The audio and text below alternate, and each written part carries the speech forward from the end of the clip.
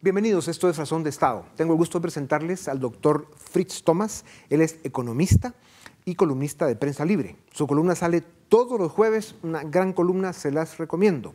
También nos acompaña el licenciado Mario Fuentes de Starac, él es abogado y notario, columnista de El Periódico, otro gran columnista que publica 2 veces por semana. Los lunes. Parecieran 2, de lo potentes que vienen. Bienvenidos a Razón de Estado. Licenciado Fuentes, el editorial de uno de esos periódicos combativos de América Latina, que es en el que usted escribe, por cierto, dijo que la autoridad electoral y las Cortes nos recetaron un proceso electoral caracterizado por el desorden, la desinformación, la confusión y la zozobra, y por eso hay desconfianza en este proceso electoral. ¿Por qué? ¿Por qué llegamos a esto? Dionisio, esto se remonta al año 2016 en que se aprobó la reforma a la ley electoral y de partidos políticos de una manera atropellada, que pues se intentaron incorporar una serie de disposiciones supuestamente con el ánimo de mejorar el proceso, fortalecer el proceso electoral, y contrario a eso lo que hicieron fue debilitarlo. De hecho, hay graves infracciones a la ley, a lo que es la emisión del pensamiento, el derecho de emisión del pensamiento, lo que es los derechos de elegir y ser electo, de optar a cargos públicos. E incluso se presentaron acciones de inconstitucionalidad que la Corte de Constitucionalidad todavía está pendiente de resolver. Este proceso electoral pues se trató de primero trasladarlo en tiempo, pasarlo al primer semestre en lugar de que fuera en el segundo semestre, y si bien todos estuvimos de acuerdo en que se acortara la campaña electoral, nunca nos imaginamos que durante la campaña electoral todavía iba a seguir el proceso de calificación, descalificación, depuración, revocación de candidaturas. Estamos a escasos días de las elecciones y todavía el lunes pasado hubo revocación de inscripciones de candidatos a alcaldes. Es decir que esto ha generado, digamos, una incertidumbre tremenda dentro del electorado. Ya no sabemos a qué atenernos, ¿verdad? Todos hubiéramos esperado que esos 3 meses de campaña fueran efectivos. Claro. No han sido efectivos. Doctor Thomas, precisamente eso, 3 meses de campaña en los que los candidatos hubieran tenido una plataforma más potente para darse a conocer, para que los votantes pudieran identificar mejor las mejores opciones. Sin embargo, ha sido un proceso electoral, como dice el licenciado Fuentes, definido por las Cortes, donde se ha puesto en orden a unos candidatos que efectivamente no deberían de correr por razones obvias, otros pues tal vez cuestionables, y por otro lado han dejado correr a unos que no deberían estar de candidatos porque además tienen serias acusaciones criminales. ¿Cómo ve usted el proceso? Yo coincido con lo que decía Mario. Esto se remonta a esta ley del 2016, pero también viene de más atrás y pienso que es sintomático de lo que ocurre en diferentes ámbitos en la sociedad guatemalteca, en sus instituciones, este exceso de positivismo jurídico, de querer ponerle candaditos por todos lados, y entonces eso implica que alguien tiene llaves para estar abriendo o estar quitando esos candados. Y entonces esto lo que termina es por darle mucho poder a personas que son falibles, porque las Cortes son falibles, las instituciones son falibles, y yo pienso que debería ser un proceso muchísimo más abierto, con más bulla, que no nos gusta. Ya. Que no queremos estar viendo tanta cosa y tanta bulla, pero es necesaria. Sí, pues. Es necesaria. Doctor Tomás, y eso que usted dice de dar mucho poder, también se le da mucho poder a los abusivos, a los que están acostumbrados a violar la ley. Estamos viendo cómo no se está controlando el uso excesivo de recursos fuera de control para ciertas campañas, para no decir nombres, la campaña del FCN y del candidato oficial, que están repartiendo toda clase de cosas, hasta dinero, láminas, víveres, etcétera, a cambio y condicionando a voto, dan parte ahora y parte después de la elección. O personas que están en campaña desde hace 8 o 10 años. Exactamente. Sí. Entonces, ¿cómo se controla eso? Por eso, vamos a lo mismo de darle este poder a personas que pueden decidir usted sí, usted no, usted sí, usted no, sin en realidad procesos adecuados, sino es darle demasiado poder a las personas. Y en general, creo que con el tipo de sistema que tenemos se da aquel adagio que los peores se ponen arriba. Sí, hombre, es terrible. Los peores se ponen arriba. Y precisamente por eso, licenciado Fuentes, en un editorial del periódico se usó una frase potente, dijo, hay que aplastar con votos a los corruptos, a los abusivos, a los que han usado las cortes para beneficio personal, incluso a los que están corriendo a pesar de ser criminales. Entonces, a pesar del descontento, ¿por qué es importante votar? ¿A quién beneficia la abstención o el voto nulo? Yo creo que el voto afirmativo, voto positivo, finalmente le da poder al electorado porque al final es una escogencia, es una selección, ¿verdad? A pesar de que tenemos terreno minado, ¿verdad? La misma autoridad electoral ha minado el terreno electoral. Por ejemplo, el famoso reglamento que quisieron poner en vigencia de control de entrevistas, de debates, de foros. Y ahora, Dionisio, acaba de emitir el Tribunal Supremo Electoral un nuevo reglamento. El pasado lunes nos sorprendió a todos que emitió un reglamento en donde las juntas receptoras de votos, los fiscales de mesa, tienen que entregarle sus celulares y todos sus aparatos electrónicos, es decir, incluso los relojes, al presidente de la mesa, para que nadie pueda, digamos, fotografiar o tomar video de lo que estaba pasando, incluso del acta que se está firmando en las distintas mesas. Eso ha generado una sospecha terrible, ¿verdad? Pero a pesar de eso, Dionisio, creo que hay que votar, ¿verdad? Hay que demostrar que hay conciencia política y que tenemos que ir cambiando esto, ¿verdad? Por supuesto, si hay un voto nulo, que lamentablemente el voto nulo se volvió totalmente ineficaz, como lo aprobaron en el año 2016 en el Congreso, porque finalmente si se repite la elección van a ser los mismos los que van a competir, ese voto no va para nadie, sino que puede eventualmente favorecer, digamos, a los punteros que no necesariamente son los más deseables. Sí, así es.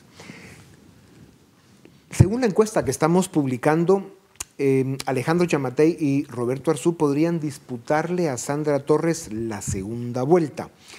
¿Qué le conviene a Guatemala? Hay argumentos como es claro, evidente el daño que le ha hecho a Guatemala la concentración de poder, el uso del poder abusivo cuando desde la presidencia se quiere controlar el Congreso y no digamos el sistema judicial, como lo hizo la UNE cuando gobernó, como lo ha venido haciendo la candidata de la UNE, siendo candidata. ¿Qué nos espera si llega a la presidencia? Además tiene graves señalamientos criminales y tendremos que ver qué pasa si gana y qué pasa si no gana. Pero según esta encuesta, hay dos candidatos, según nos dicen estos datos, que disputarían la segunda vuelta. ¿Qué le conviene a Guatemala? Doctor. Bueno, está difícil venir y hacer un endorso por un candidato específico. Yo creo que lo que nos dicen las encuestas sobre primera y segunda vuelta es lo que va a pasar.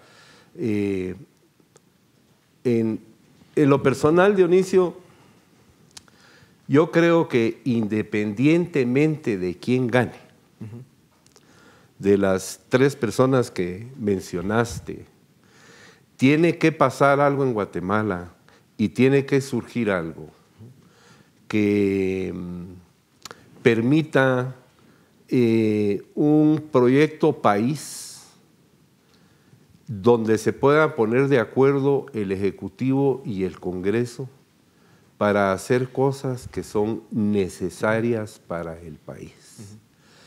Creo que eso es absolutamente indispensable quede quien quede. Sí. Ya sea que gane, no voy a decir quiénes, ustedes lo van a decir en los resultados de las encuestas que van a pasar, pero yo, después de reflexionar mucho sobre el actual proceso que se está viviendo, esa es la conclusión a la que he llegado. Si va a llegar un ejecutivo a más o menos a seguir la cosa como va, el Congreso a seguir la cosa como va, al partido más fuerte en el Congreso a mantener interpelación día y noche, a ver cómo se le bloquea al otro todo lo que quiere hacer, no vamos a ningún lado. Entonces yo creo que es de la ciudadanía, es de parte de las élites también lograr algunos consensos importantes, lograr este tipo de unión. Todos quieren otra vez que se reúna el pueblo de Guatemala en lo que antes se llamaba el Parque Central, a decir: queremos esto, queremos un cambio. Entonces, ¿qué le conviene a Guatemala? Eso. Sí, claro. Yo no creo que ninguno de los tres candidatos esté yendo en esa línea, pero creo que tienen que ser empujados a esa línea. Precisamente por eso las preguntas que se hace Guatemala, el pueblo, la nación, es ¿cómo volver a creer? Somos una nación a la que se le ha traicionado demasiadas veces. Los políticos han quedado mal con el pueblo, con Guatemala, sobre todo con los que más necesitan oportunidades de resolver sus tragedias de todo tipo. Un partido político que ya gobernó, como es el caso de la UNE, pues sacó muy mala calificación.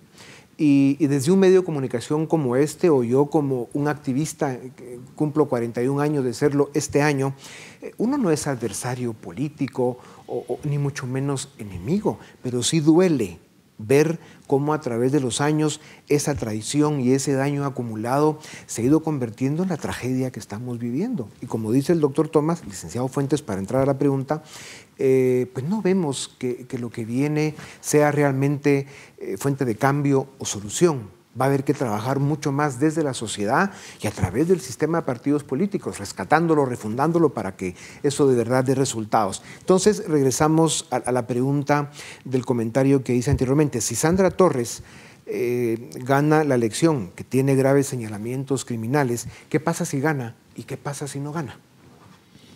Bueno, si gana, enfrentaría el procedimiento de antejuicio que está pendiente ante la Corte de Constitucionalidad. No lo resolvió la Corte de Constitucionalidad en su momento, pero obviamente tendrá que resolverse. El Ministerio Público y la CICIG pues han estado apuntalando esta denuncia que se presentó en contra de ella, y lo que eventualmente pasaría es que el Congreso de la República, que es la institución que conoce el antejuicio del presidente o del vicepresidente, pues que finalmente determinar si hay lugar o no a formación de causa penal en su contra. Si hubiere formación de causa penal en su contra, pues obviamente sería procesada como cualquier ciudadano.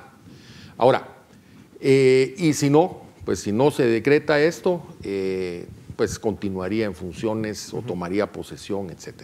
Ahora, si no gana, pues automáticamente pierde la inmunidad, pierde el derecho de antejuicio y consecuentemente, pues al día siguiente habría un encauzamiento penal en contra de ella. O sea, no sería extraño que el 11 de agosto, el día de la elección de segunda vuelta, la señora Torres vea los resultados en Managua, por ejemplo. Pero bueno, en todo caso, habrá que verlo. Uno de los temas que preocupan muchísimo es que, por ejemplo, no hubo debates en esta campaña fugaz de 3 meses, que lo fugaz está bien, pero la falta de contenido preocupa. No han habido debates y tal vez es porque hay falta de propuesta. No hay propuesta y, mira, organizar debates con 20 personas, 22 personas es una cuestión...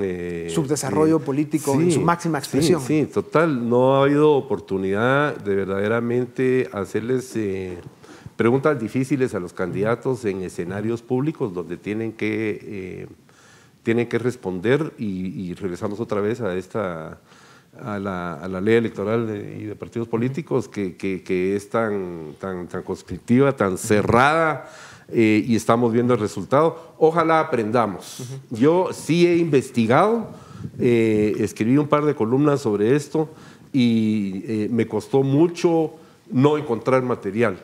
Que quiero decir que tuve que dar muchas vueltas para no encontrar mayor cosas. Y siempre están las palabras de siempre, todos van a estimular, van a promover. En los segundos que nos quedan, licenciado Fuentes, el problema de concentración de poder, cuando yo preguntaba hace un rato qué le conviene a Guatemala, tal vez es más fácil identificar qué es lo que menos le conviene a Guatemala. Y uno de los problemas más graves es la concentración de poder.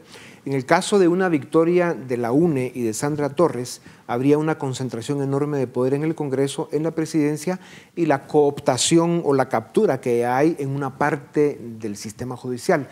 ¿Por qué es tan malo y tan peligroso eso para Guatemala? Bueno, de hecho, Dionisio, la democracia liberal, entre otros principios, se sustenta en el principio de separación de poderes y en la meritocracia. El principio de separación de poderes, si bien no es una cuestión de estarse oponiendo o estar oponiéndose a todo lo que el Ejecutivo proponga, sí supone una negociación política y no, digamos, una hegemonía que el Ejecutivo pueda dominar totalmente y tomar las decisiones y que el Congreso sea un vasallo del Ejecutivo. Eso no es desde ningún punto de vista pues, aceptable. E incluso el Congreso es el que elige a las Cortes.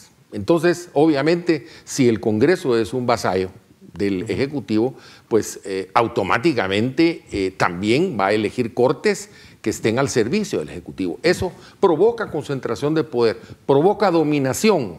No queremos dominación. Sí. Estamos viendo los casos de Venezuela, estamos viendo el caso de Nicaragua, sí, en que hay una dominación absoluta. Abuso y corrupción. Abuso y corrupción, obviamente.